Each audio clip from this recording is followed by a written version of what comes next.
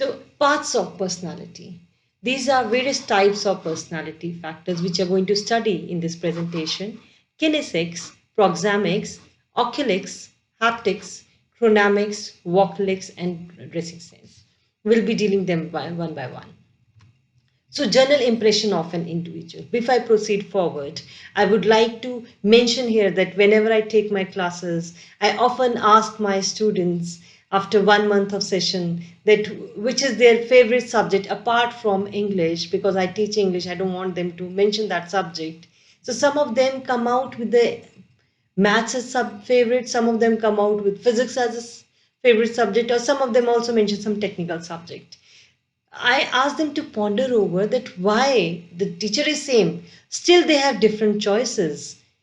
The reason is that somewhere in the previous classes, someone must have received a wonderful teacher of maths, or some must have received a wonderful teacher of Hindi, or say English. That's why their subject liking develops. So, liking of the subject, the teacher is related somewhere. So, the personality of teacher and the way of teaching and the behavior of teaching has somewhere created an impression on the mind of student, and the subject becomes his or her favorite. So whenever we look at an individual, the personality creates an impression. And what is that personality? Body language is 55%, tone is 38%, and your words, whatever we speak, is 7%. So when we say, I have never talked to this person, I'm not having any conversation with that person, but why? I don't know why I don't like her vibes. Those vibes are this body language aspects. So 55% is impression created by the body language. And the term body language was further redefined as kinesics by American anthropologist Ray Birdwhistell, and he said that we should not use the term body language. He said because body does not require this linguistic definition of language. So he said body, motion, communication through gestures or facial expression, either as a part of the body or as a whole, is known as kinesics. He is the person who has coined this term, kinesics, the better one. Now, in the body language, what all parts we are going to study? This 58%. Your facial expression, your gestures, and your postures. Facial expression, whatever is communicated by faces. Gesture is your movements of hand, feet, your body parts.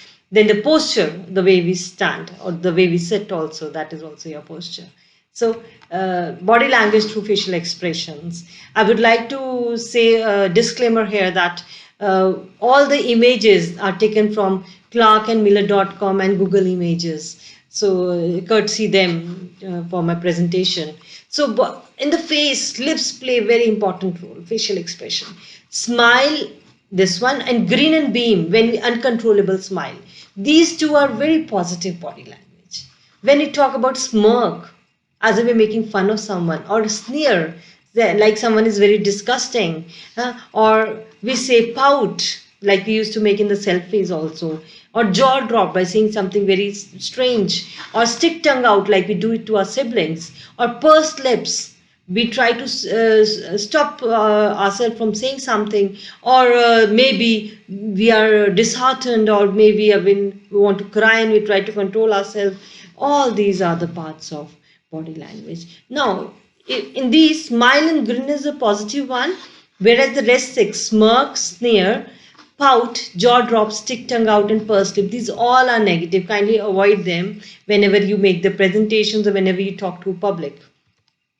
The body language through eyebrows. Your eyebrows also depict some kind of language. Say, raised eyebrow show concern, surprise, and then raise one side eyebrow. This is in the style. People click their photograph by raising one side of eyebrow, but that shows a little bit of attitude. Again, a negative trait. And then frown, annoyed. Again, a negative. These are negative aspects of body language. Next, we come to gesture. When we talk about gesture, motion of hand or body to convey some feeling or thought, that is known as gesture.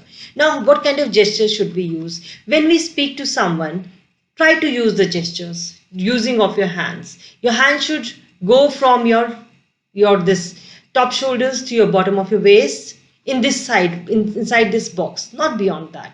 If we flung our arms like this above and I raise it like this. These are distractions. So it should not go beyond your, above your shoulders or beyond your waist. So this is the proper box where your hand should rely. You should use the gesture, but don't overuse them or don't flung them in rhetorical manner. Then other example of gestures like this one, simple. In India we say very pretty, good, beautiful. Huh? So we praise. But in Greece it means zero. Here I would also like to mention that body language varies from country to country. So whenever you visit some country, please study their body language examples, and net gives us all the things ready available these times. So this means zero in Greece. You are a big zero. You are a big failure. But in India, we do it for, oh, very pretty, very beautiful. Then this one, thumbs up. All the best.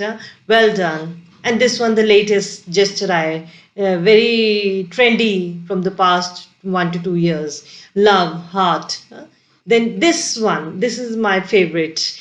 Namaste. I think so. This is the best gesture in the whole world India is having, and now we follow this. But nowadays, I've seen many people don't even follow this gesture. What they do is they just bow their head, and joining the hands is nowhere. So this is a wonderful one. Namaste means we should bow our head down and join our hands. So another wonderful gesture. And again, now we are into it. And this was also mentioned the time of COVID that India is having a wonderful style of greeting. That this could be, if we don't even say Namaste from mouth, if we raise our hands like this and join them, it conveys the good wishes or the greeting to other person. Then the nodding of head. We all do it. We know from childhood that when I say nod your head downwards, when I do like this, it means yes. And when I say like this, it means no. So we don't say that this is yes and this is no. We don't do it in the reverse way. So this is your nodding of the head. So this we are accustomed from childhood. When to say yes, we move our head down. And when to say no, we move our head sideways. Then movement of legs to and fro. Children often do it for when they're sitting leisurely, when they're sitting carelessly, they enjoy shaking their legs. So careless attitude. If your students also do this in the class, kindly check them because this is a sort of distraction. Next point of this body language is a posture. How we sit. This is a positive posture. See, your back is completely with the back of the chair and your legs are proper. But don't sit like this, slouch. This is a negative posture. And in the standing also, this is again a poor posture because head is forward and back is flat, but head is forward. Again, and knees are also forward. And this is also poor because again we have forward head, though knees are straight, but we have sway back. Now it is coming like this. So again, this is a weak posture. Stand upright. When your spine is in a proper condition, then it is a good posture to try to stand like this rather than slouching or wherever you are. This is the personality. These are not the good personalities. Then another sitting postures, like we never sit like this and careless. Another, the way she's sitting, another careless. I mean, this is very annoying body language when we sit cross-legged like this, either in front of the seniors or, I mean, this is a negative body language. Should not be. It shows somewhere arrogance and somewhere like you are being superior. And this is the proper body language, sitting upright, straight. For the classroom, I'm so sorry, this is a little bit blurred image. But see, this is negative, this is negative, this is negative, this is good. Suppose teacher is saying something and she's pinpointing you only. In that case, I cannot just sit back and relax. I need to lean a little bit forward. So leaning a little bit forward is a good posture when you're listening to something particularly. Then this is again good one. This is also good one. But this again, she's bending too much. This is negative. This also can be taken good one. And these all are negative. We cannot sit like these, legs and arms flunging here and there. See, chairs are having these armrests, but arms are into other direction. So this is not a good body language again. Next we come to proxemics. Before I come to proxemics topic, you must have heard that common statement regarding the use of punctuation, how important punctuation is. Let's eat grandma when we put wrong punctuation marks. So here is another one for space. Proxemics means space. Very important in today's world. See that I would like to draw your attention to this name on the bus. Mother's Slab Public School, Mother Slab Public School. This is the name of the school to which this bus belongs. Now, here the gap between S and L, it is not there. There is no space. There should be some space. The name of the school originally was Mother's Lab Public School. And due to no space between the S and L alphabet, it became Mother's Lab Public School. So that is what the importance of space is. It really matters. And in today's COVID-19 scenario, it is more important. They are time and again tell you maintain distance, maintain distance. Now, how to maintain this distance? See, one who is very close to you or of the same gender, it can be 0 to 50 centimeter, intimate zone. This is your intimate zone. And if the person is, say, you are acquainted but not very close by, personal, say 0 to 0.5 to 1 meters. And if person is, say, your neighbor or someone like this, then it should be in the social distance 1 to 4 meter. And one who is at public, it should be 4 meter or more. We cannot just sit or stand together to the stranger every time. We maintain a gap between them. So proxemics, similarly in the classroom also, when we talk to same gender, sometimes we can go very close by to the girl. But if a boy is there as a student, I'll just not go to the intimate or the personal zone with the boy. I'll rather prefer the social zone. I'll maintain some distance with the boy. Or sometimes it can be person but not intimate. So you need to maintain that distance in the class also, or even with your colleagues too. Then the space, another examples of space, how it creates problems. See, here they both seem to be fighting. Whenever there is a fight, you should never cross this limit. Your body should not never touch to another. The common scene which we see in the buses or while traveling, see there is no space, but it makes the girl uncomfortable. So particularly with the opposite gender, we need to, it can be vice versa. If a boy can also be uncomfortable. That this is the proper distance whenever you talk to opposite gender, please. Or whenever this space is also important if we talk to a senior. Always stand vertically, never horizontally when you talk to your superiors. That is also body language part. Sometimes we sit somewhere while traveling and another person is lying on us. That is to be maintained. Very poor body language again there. So space is very, very important. Next, third is the acronamic. That is the structure of time. How we perceive time, how we look at it, how we structure it, and how we value it, and how we react to that time. That is known as chronamics.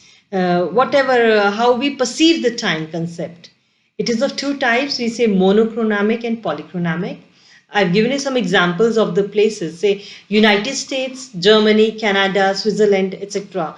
These are monochronamic people. And polychronamic like Egypt, Saudi Arabia, Mexico, Philippines, etc. In India, we have mixed culture. Who are these monochronic people? So these are monochronic or monochronamic. They do one thing at a one time. They concentrate on the job. They take time, commitments, deadlines, schedules seriously. They are low context and need information. They're committed to the job. Whatever they plan, they stick to it. They are concerned about not disturbing others. Very sophisticated kind of people. They believe in privacy more. And they show great respect for private property. They don't they don't spoil or trespass others' property. And they emphasize promptness. And they are accustomed to short-term relations because they're very, very particular, so they have very small relationships. And whereas polychronic people, they do many things at once. They're multitaskers. They are highly distractible and subject to interruptions. Anyone can disturb them. You must be having these polychronic and monochronic people around you. Then consider an objective to be achieved.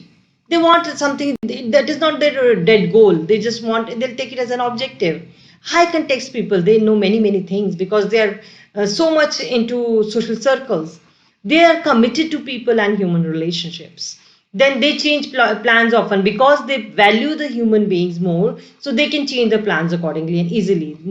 And then they're more concerned with those who are closely related than with the privacy. They don't bother with the privacy part much. Then borrow and lend people easily. And then base promptness on the relationship and have strong tendency to build lifetime relationships. So just I can say that monochronic people, they are not very relationship oriented people, and they are more self-isolated people. And polychronic people are very friendly and they value friendships and human nature more than their time. They are more practical. They are more practical.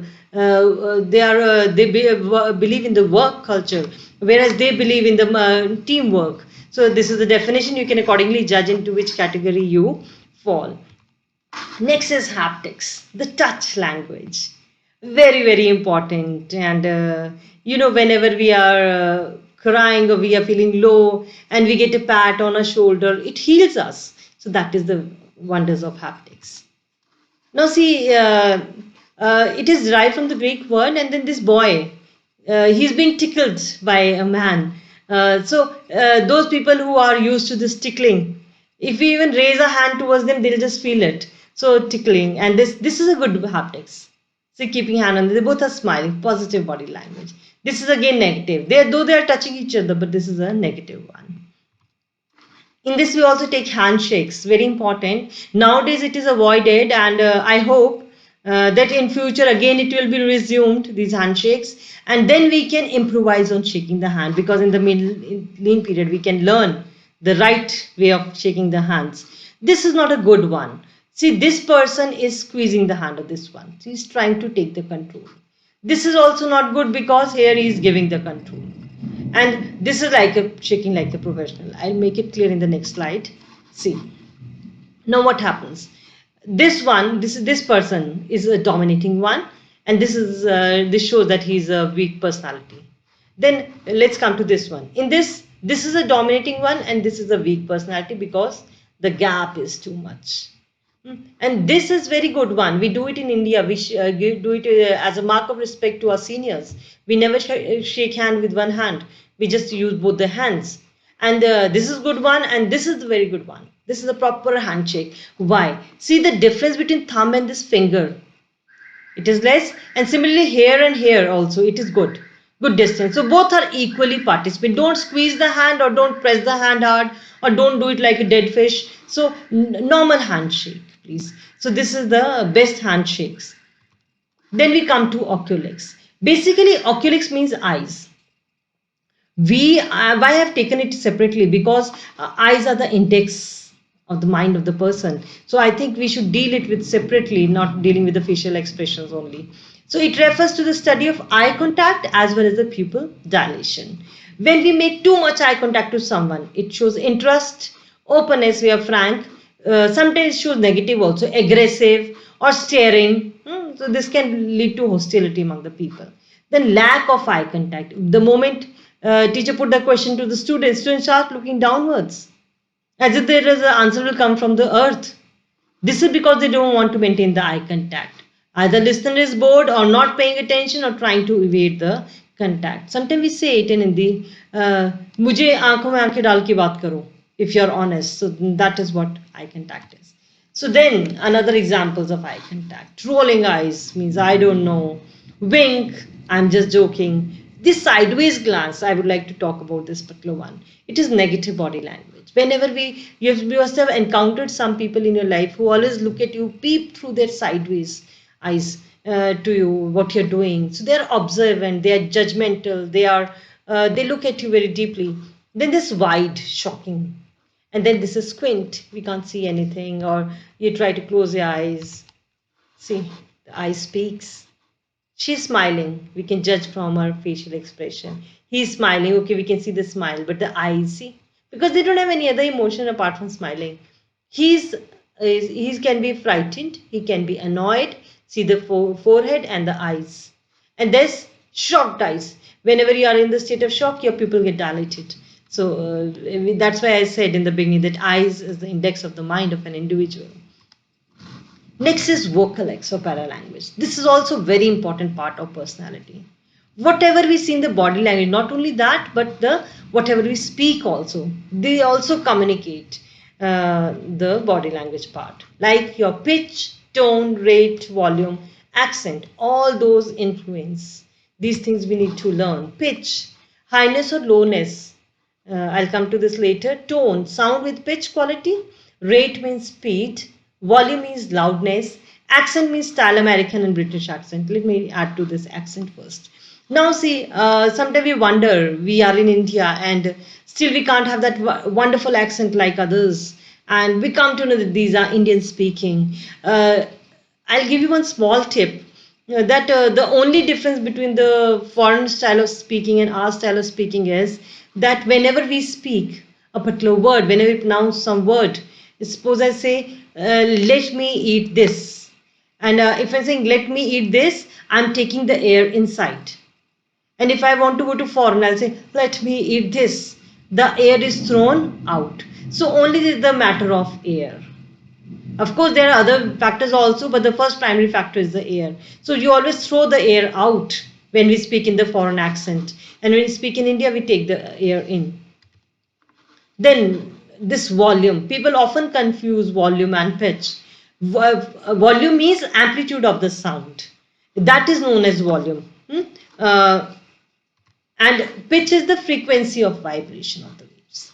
Now, what is this pitch? See, here is a diagram of this pitch. A little bit scientific, related to physics, but I hope I'll be able to make you clear because people are not clear with the difference between the pitch and the volume. So, pitch is, see the wavelengths. This is the gap, frequency of vibrations. This gap, this is low pitch, and this is high pitch because if the gap is less, we'll have quick successions. But if the gap is more, we'll have 1, 2, 3 succession only. Here we have less gap, so we can do it fast. So this is high pitch. A bird produces high pitch sound, whereas roaring of lion is a low pitch sound. See, bird is having a high pitch and lion is having a low pitch because lion is roaring, he's just doing one roar, and birds is producing so many chirping sounds. So that is high pitch and low pitch. Voice of a woman has a high pitch than that of man. That doesn't mean women shout, but that is something separate. But high pitch and man is having a low pitch. Then difference between volume and pitch. I think so. This will make more clear. When we say low pitch and high pitch, I said this frequency, this wavelength matters. But when we say volume, this thing matters. Amplitude matters. Here this is quieter, less energy. Here we put more energy. Volume you can take as energy, and pitch you can take as the this wavelengths, frequency of the sound. So this is the difference between pitch and volume. So when we say the voice quality, that is your pitch. She's having a hoarse voice quality. She's having a very clear voice quality. So that is your pitch. If I say she speaks so loudly, that is your volume. So there's a difference. Then the words, whatever we say, please select your words very properly. Think before you speak. Don't use the wrong words in front of the students also and others also, because sometimes we say the person was having a wonderful personality, but the moment she or he opened his mouth, everything went down. So the words and the way you speak, it should be a balanced one. I have taken soft skills as a part in this because it is not the knowledge what we possess. It is our behavior. Soft skills are your behavior. Different types of soft skills we involve in the personality. Effective communication skills, this I'll come to the end. Teamwork, how I behave in a particular team, that is very important. That is being observed by the students and others also. Dependability, whether I'm depending on everything from other teacher. Adaptability, how I adjust. Suppose I'm teaching in the class and the time is over and there is no hooter. Is the other teacher standing outside adjusting, or she's just opening the door and coming inside? So that is our adaptability. Then conflict resolution. Suppose there is some fight, how I'm going to resolve. I want to take extra class tomorrow and other teacher is also scheduling her class at that time. So how can I resolve that conflict? Flexibility. I'll say, okay, it doesn't matter if she's taking, let her take, I'll take next time. So flexibility attitude should be there. Leadership. Let others do, then we'll decide what we have to do. No, that should not be there. Student, learn this from you. So I should be let us give a try. We should be the first one to do it. Leadership qualities. Problem solving. Some students are fighting. We say, don't bring your problems of hostel into my class. So again, that is the problem solving solution. You need to, yeah, so what? I'm your teacher. I'm here to help you. Tell me what is the problem. So research, please do plenty of research works, continue with your studies apart from your teaching syllabus, because when we study more, when we read more, when we research more, our horizons of the mind increase, and then we get better perception of life. Then creativity, try to be very unique in your presentations and everything. Work ethic, please don't say, I'm having my lunch, then I'll decide what to do. We'll see to it. No. This is my priority. I'll just quickly have my lunch and then I'll come back to the work. We are still doing the lunch, but how I put into my words, that is important. And this last one, communication skills.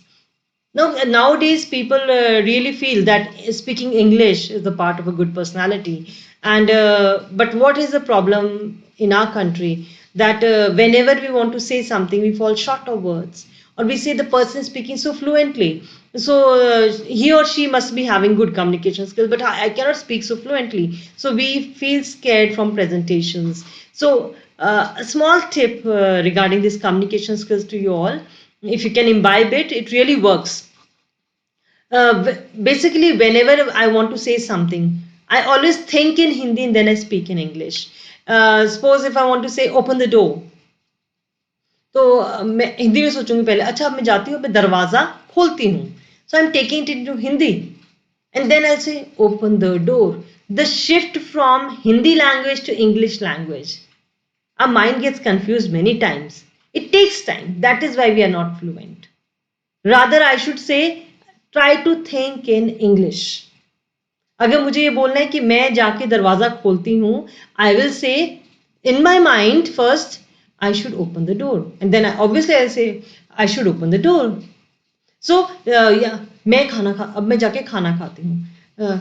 Now I will go and eat the food and then now I will go and eat the food. It comes out from your mouth automatically and you become so fluent. So start thinking in English. When we think in Hindi and when we put the words in English, it becomes tough for us and fluency breaks there. And once you practice this, then once your mind is used to thinking in English, then there will be no problem. First, you need to practice this. This for the small students also, it really worked. So you can give it a try regarding this tip. And then last but not the least, dressing sense. Very important part, how we dress up. You all know what to wear and what not to wear. We all are having our wardrobes full of clothes, particularly for our institute or teaching colleges or for the attending the classes. And we have different dresses when we go to the market, when we have different dresses when we go to the marriages. So we have already divided those dresses. Still, since the fashion changes so fast, and sometimes we say, this is my new dress, why not wear it for the college today? So what, it is in fashion. That should not be there. You should wear something sober and simple in your classes. Don't wear gaudy clothes. Similarly, for the shoes, wear something comfortable. Don't wear too much stylish. Now, why this dressing sense plays an important role? Because sometimes we ask some question from the student also. And the moment student looks up and answer is unable to answer, we say, you're so much into fashion. Look at your hair. Look so much of makeup you have applied on your face. And you can't study. So that is there, it becomes a distraction. That we feel that student is distracted by these things and he is not into studies. But you should not, that doesn't mean that you should dress up in a very totally dumb way. Totally very simple. No, you should dress up smartly. So dressing sense plays a very important role in your lives. And whenever we go to institute, we should not be too much fashion conscious while dressing for the college classes or the school classes. Now, the last, coming to an end, to the conclusion part, that is, you should look confident. You should always look confident, but you should also properly behave. Behavior and your personality of body both incorporates your personality.